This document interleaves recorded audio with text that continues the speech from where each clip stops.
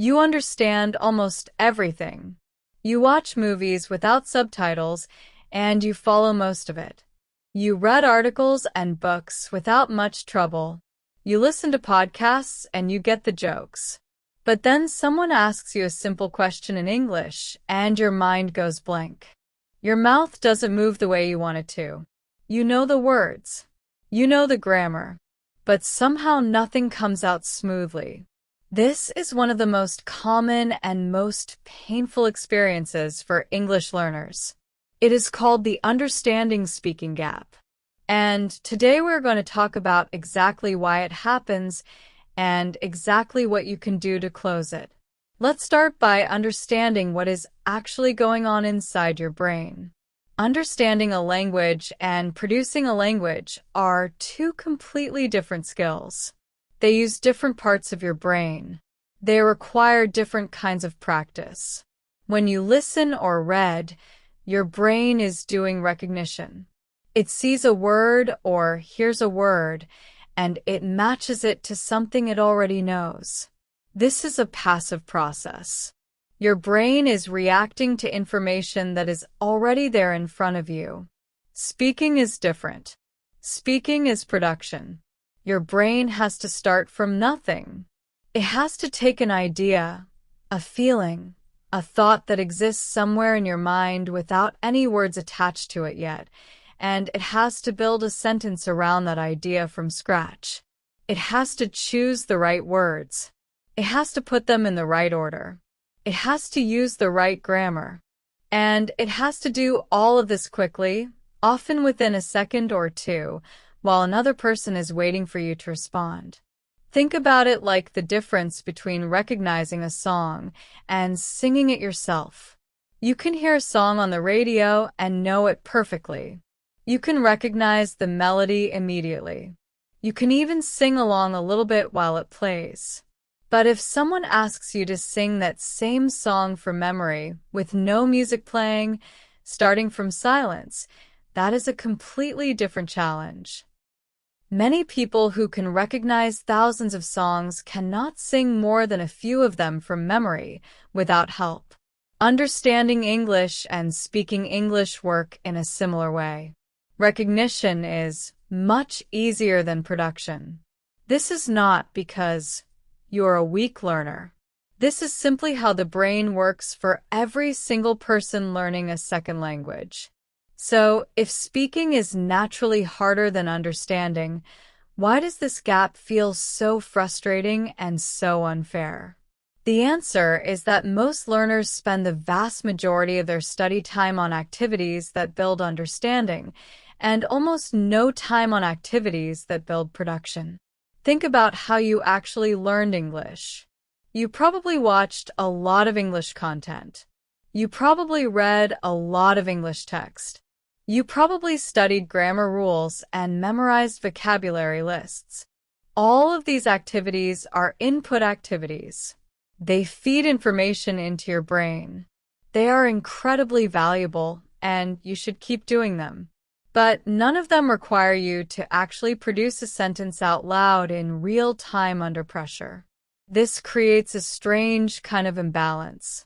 Imagine spending years watching people play basketball on television, studying the rules carefully, memorizing famous plays, and reading books about strategy, but almost never actually stepping onto a court and shooting a ball yourself. You would understand basketball extremely well. You could probably explain the rules better than many casual players. But if someone handed you a ball and asked you to play a real game, your body would not know what to do, even though your mind understood everything perfectly. Your muscles have never practiced the actual movements. Speaking English works the same way. Your brain understands the rules. Your mouth and your real-time thinking have never practiced the actual movements.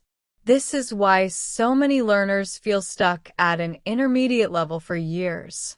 They keep adding more input, more vocabulary, more grammar rules, more reading, more listening, and their understanding keeps growing and growing. but their speaking barely improves because speaking was never actually being trained. It is a bit like trying to get stronger by reading more books about exercise instead of actually lifting weights. At some point, more information stops being the bottleneck. Practice becomes the bottleneck instead. Now, let's talk about the second major reason this gap exists, and this one is more psychological than physical. It is the fear of making mistakes in real time in front of another person. When you read or listen, you are alone with the language. Nobody is watching you fail to understand a word. Nobody is judging your comprehension speed. But the moment you speak, you are performing. Someone is listening. Someone might notice if you make a grammar mistake. Someone might notice if you pause too long or use the wrong word. This pressure changes everything. Under this kind of social pressure, your brain often shifts into a protective mode. Instead of relaxing and letting words come out naturally, even if they're imperfect, your brain starts checking and double-checking every sentence before you say it. It wants to make sure the grammar is correct. It wants to make sure the vocabulary is precise. It wants to avoid embarrassment. This checking process takes time, and while your brain is busy checking, the conversation keeps moving without you.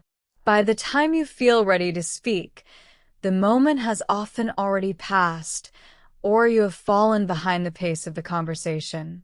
This fear-based hesitation is incredibly common, and it often affects learners who actually have very strong English knowledge.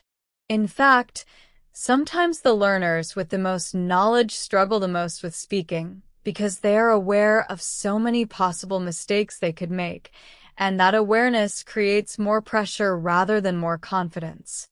A learner with less knowledge sometimes speaks more freely, simply because they are less aware of everything that could go wrong. So now that we understand why this gap exists, both the practice gap and the fear gap, let's talk about how to actually close it. I want to give you a set of specific, practical techniques that directly target speaking production, not more listening or reading, because you likely already have plenty of that. These techniques are designed to force your brain to practice the one skill it has never really trained properly, which is producing English in real time under mild pressure. The first technique is called shadow speaking. This means listening to a short piece of English audio, just a few seconds at a time, and immediately repeating it out loud, trying to match not just the words but the rhythm, the speed, and the intonation of the speaker. You're not translating.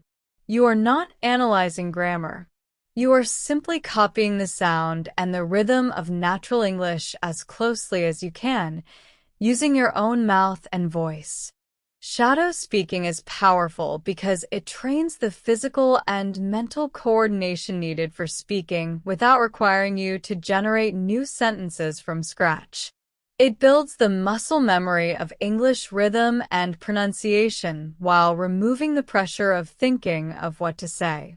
Once your mouth becomes comfortable producing natural English sounds and rhythms through shadowing, actual spontaneous speaking becomes noticeably easier because the physical part of speaking is no longer new or difficult.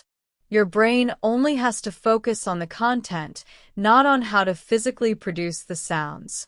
Start with something short, maybe 10 to 15 seconds of audio from a podcast, a show, or a video with clear speech.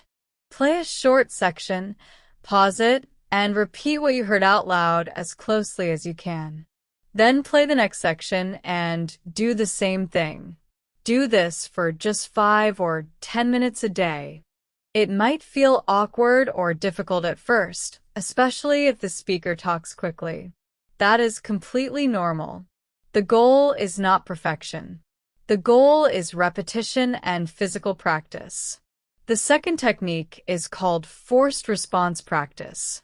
This is where you ask yourself simple questions and force yourself to answer out loud within a few seconds, without stopping to plan the perfect sentence first.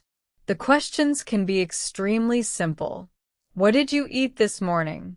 How do you feel right now? What are your plans for tomorrow? What is something you saw today? The content of the question does not matter very much. What matters is the act of producing a spoken answer quickly, without long pauses, without translating in your head first, and without worrying about perfect grammar. The key rule here is speed over accuracy. Give yourself only 2 or 3 seconds to start speaking after you ask the question. This time limit is intentional. It is short enough that you cannot fully plan a perfect sentence in your head first. This forces your brain to build direct connections between ideas and English words, instead of relying on careful mental construction every single time. Over time, this direct connection becomes faster and more automatic, and your natural speaking speed increases. Do this exercise daily, even for just 5 minutes. You can do it silently in your head if you are in public, though speaking out loud when possible is more effective, since it also trains your mouth and your confidence at the same time. The important thing is consistency. 5 minutes every day is far more effective than one long session once a week because you're building a habit and a reflex, not simply reviewing information. The third technique is called low-stakes conversation exposure.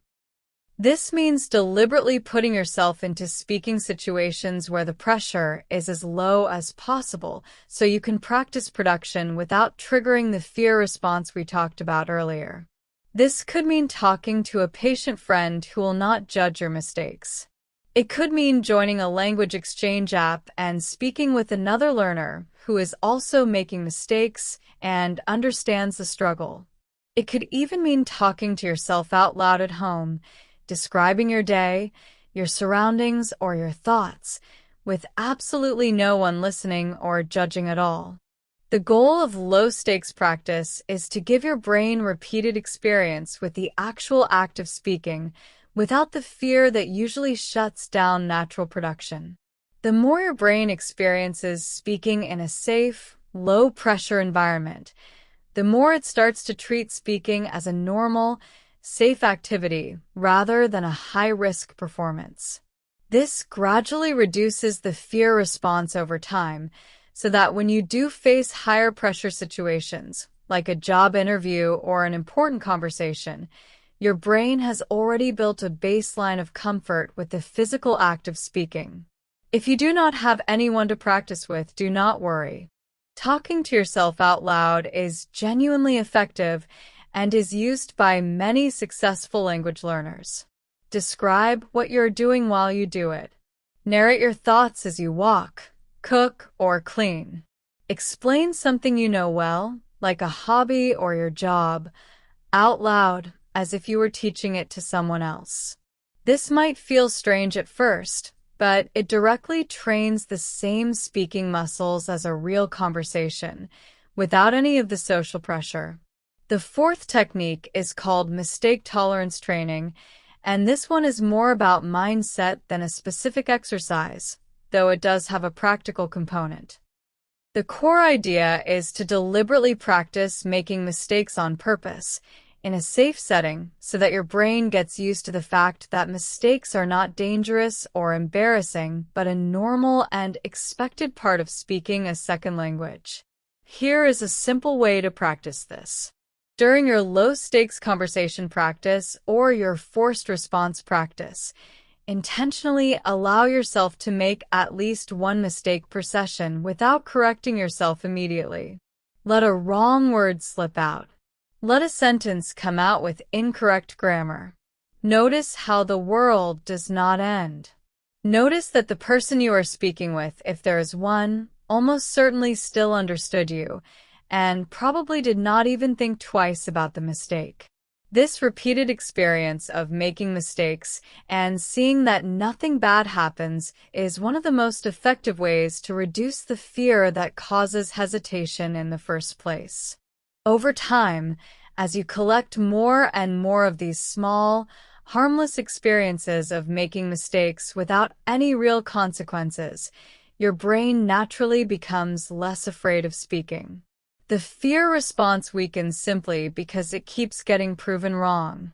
This is not something you can achieve just by telling yourself to be less afraid. It has to be built through repeated, real experience. Let me give you a real example of what this looks like because it helps to see the pattern clearly instead of just hearing about it in general terms. Imagine a learner who has watched hundreds of hours of English shows without subtitles. They understand jokes. They understand fast dialogue. They understand accents from different countries. By any reasonable measure, their comprehension is excellent. Now imagine that same learner is asked a simple question at a job interview, something like, "Why do you want this position?" Even though they have understood thousands of far more complicated sentences before, in that moment, their mind goes completely blank. Nothing comes out for a few seconds. Eventually, they manage a short, simple answer, even though they know they could explain their reasoning in a much more detailed and interesting way if they had time to write it down instead of saying it out loud immediately. This is not a rare or unusual story. This is an incredibly common experience, and it happens because comprehension and production genuinely do not scale together automatically. The learner in this example did not lose their English knowledge during the interview. Their vocabulary and grammar knowledge were exactly the same the second before and the second after that blank moment. What happened was a production failure, not a knowledge failure. Their brain simply did not have enough practiced pathways for quickly converting a thought into spoken English under pressure, even though it clearly had more than enough pathways for understanding spoken English when listening. Understanding this distinction is important because a lot of learners walk away from moments like this feeling like their English is somehow weaker than it actually is. They start doubting their vocabulary.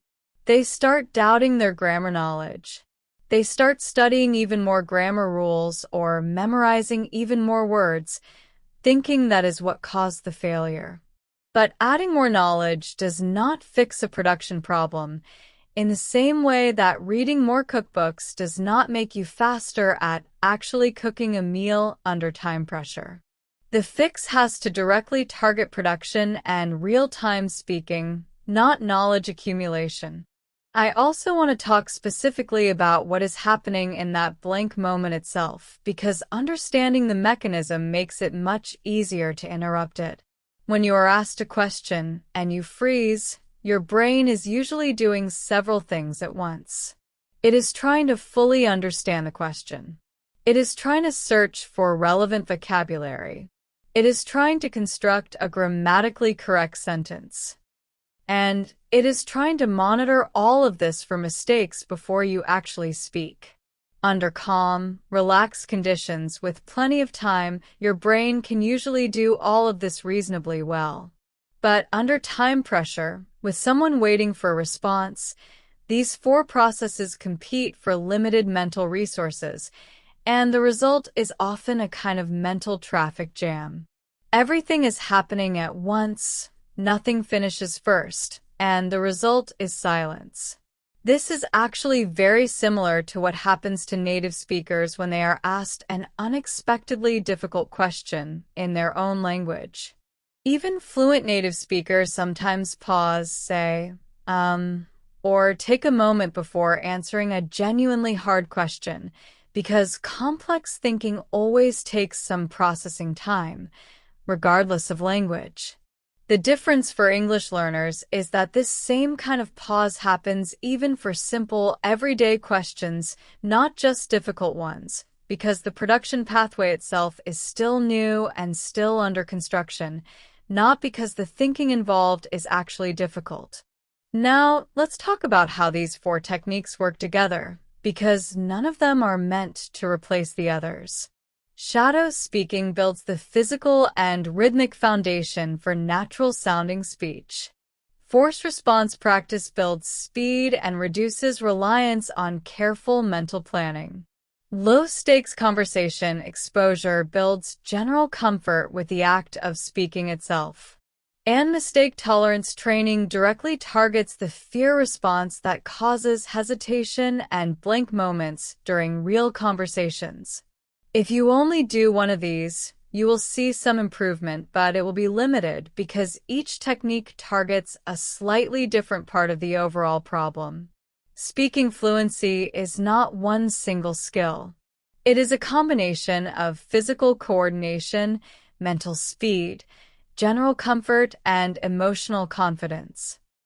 Practicing all four areas together, even in small amounts each day, produces much faster and much more complete results than focusing heavily on just one. I also want to address something important about expectations because a lot of learners give up on speaking practice too early simply because they expected faster results. Closing the understanding-speaking gap takes time, and the amount of time varies a lot from person to person, depending on how much passive input you already have built up, how much time you can dedicate to active practice, and how strong your fear response currently is. For many learners, noticeable improvement in speaking speed and confidence can happen within 2 to 4 weeks of consistent daily practice, even if that practice is only 10 to 15 minutes a day. This does not mean you will suddenly sound like a fluent native speaker after a month. It means the blank moments will start happening less often. The hesitation will start feeling less overwhelming.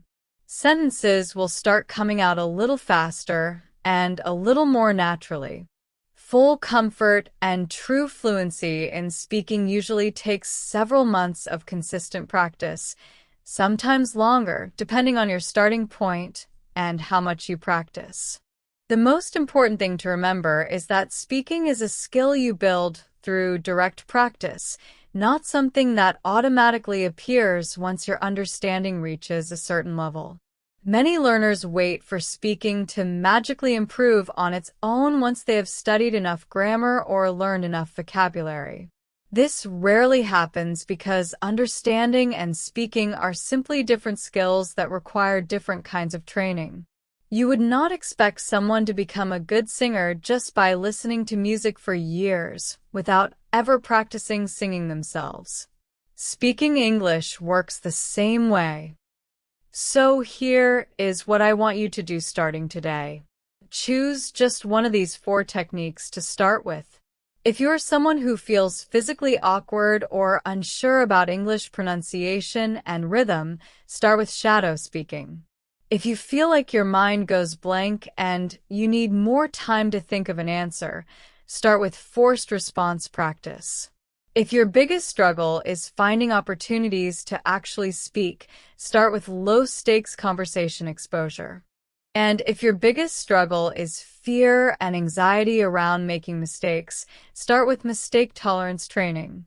Practice your chosen technique for just 5 to 10 minutes every day this week. Do not try to do all 4 at once. Building one new habit at a time is far more sustainable than trying to overhaul your entire practice routine overnight. Once the first technique starts to feel comfortable and natural, you can add a second one, and then a third, gradually building a complete daily speaking practice routine over the coming weeks. I also want to mention how to fit this practice into a busy schedule because many learners assume speaking practice requires large blocks of dedicated time, and that assumption often stops people from starting at all. The techniques we covered today do not require a classroom, a tutor, or even a conversation partner. Shadow speaking can happen during a commute, using headphones and any audio you already enjoy. Forced response practice can happen while cooking, walking, or even in the shower, simply by asking yourself a question and answering out loud. Low-stakes conversation exposure can happen through a 5-minute voice message to a language exchange partner, sent whenever you have a spare moment. None of these require you to reorganize your entire day. They simply require you to notice small pockets of time you already have and use them intentionally instead of letting them pass by unused. If today's video helped you understand why you can read and listen well but still struggle to speak, that understanding alone is a big step forward because now you know this gap is completely normal. It happens to almost every learner, and more importantly, you now know exactly what to do to close it. Let us know in the comments which technique you're going to start with this week. This is day 3 of English Rewired's 10-day English series, and I will see you tomorrow for day 4.